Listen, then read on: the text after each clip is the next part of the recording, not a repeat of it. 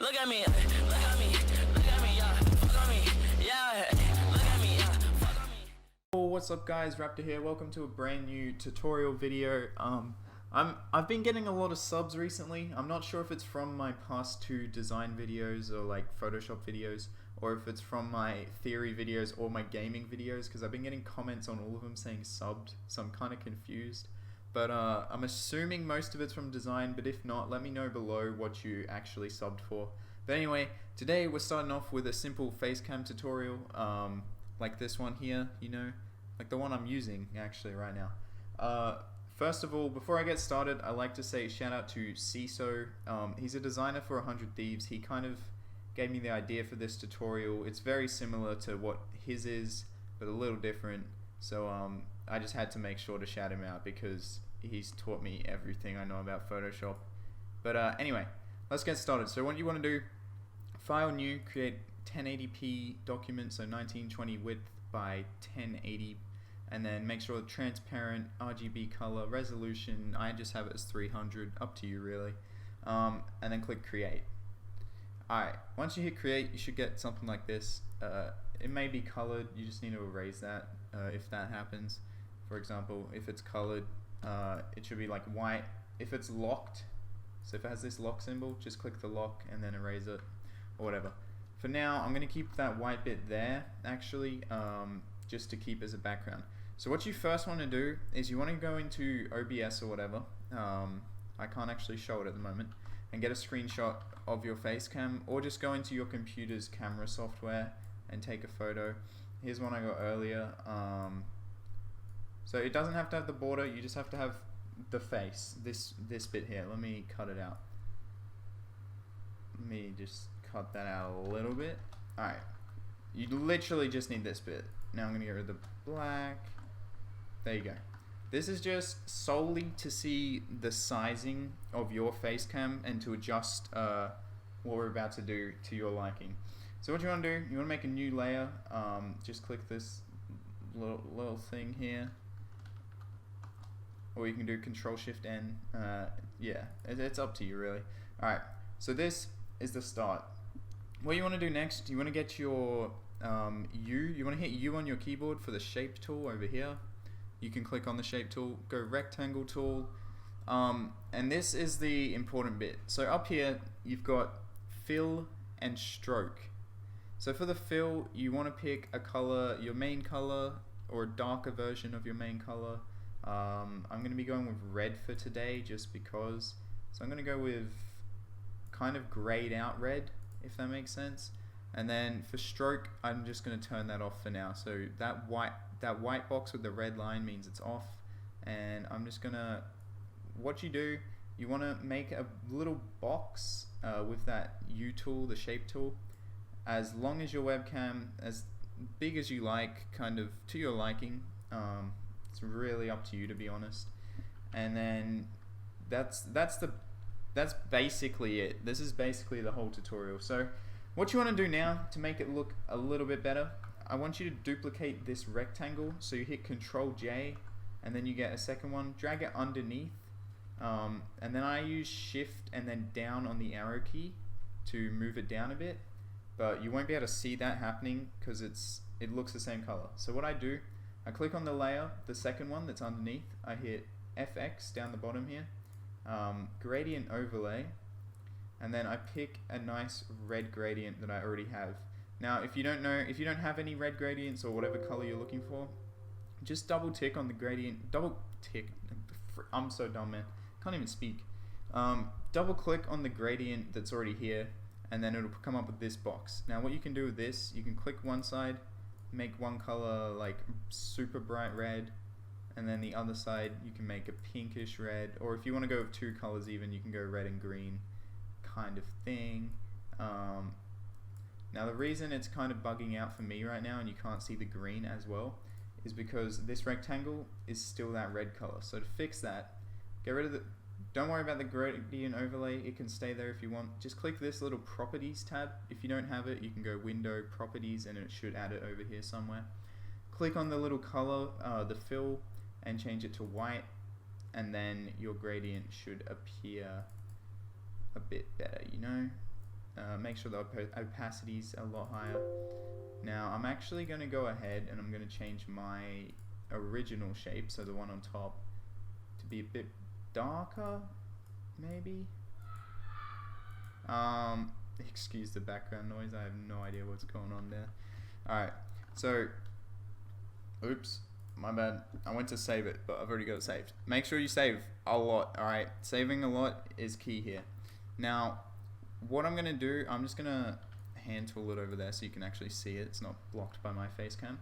What I've done on my personal one that you see, I think it's here, I've got my little profile picture for Twitch and YouTube, oh not YouTube, but Twitch and Discord in the little corner.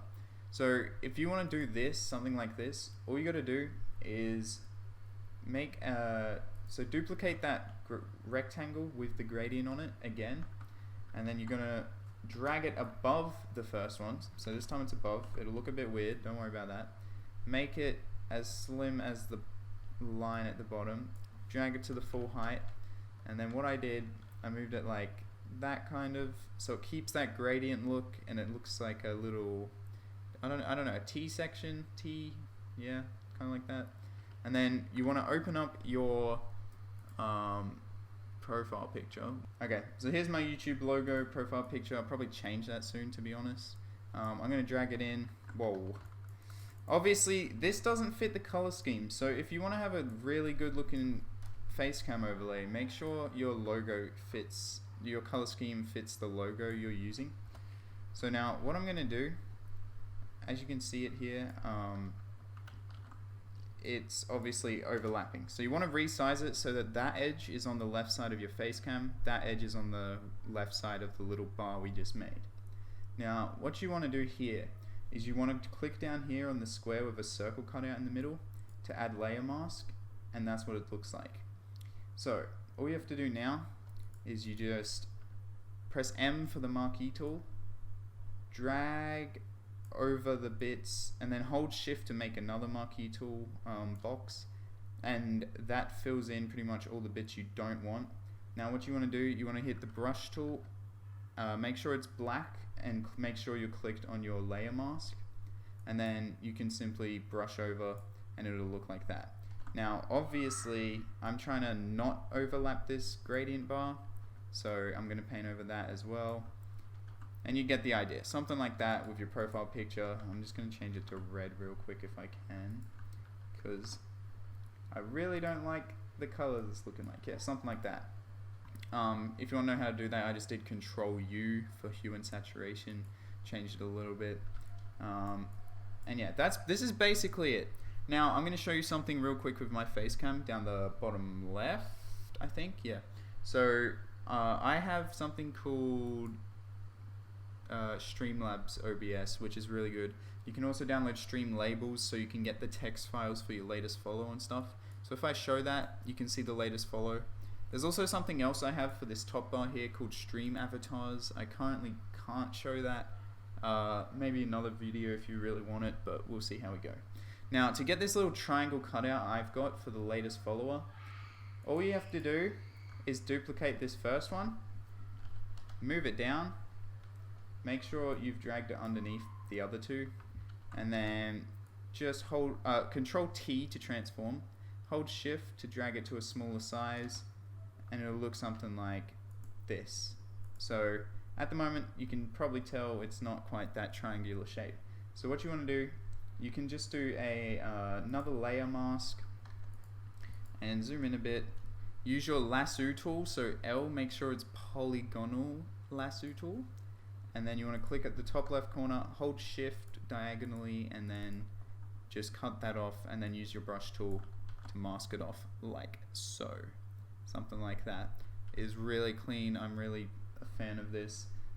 If you want to have it look like it's a little cut off rather than, it looks kind of joint together here. So you want to go to the one that's underneath, so this little line here, so if I hide it you can tell that it's that one. And you want to go FX, drop shadow, and you just want to kind of experiment with that drop shadow type effect. That's completely up to you. It'll also make a drop shadow on the side. If you want to get rid of that side one, you can just right click, create layers, go to the drop shadow layer and then go over it like so and delete it just with backspace. That's what I did. And then you'll see this little bit, you just hold shift with the lasso tool and delete that as well. And there you go, clean little thing. Now you're pretty much done. You've pretty much finished the whole tutorial. If you want to add, so obviously different people are going to have different things. So if you're a Twitch affiliate and you want to add latest sub, just add some text. The size is obviously going to be pretty small. So just do like latest, change it to white or a color that kind of stands out. It's completely freedom of choice, to be honest. So experiment around with your text, colors and all that. It's super fun to do, in my opinion. But if you're just looking for the basic tutorial, I'm gonna copy it word for word as I go along. That's also fine.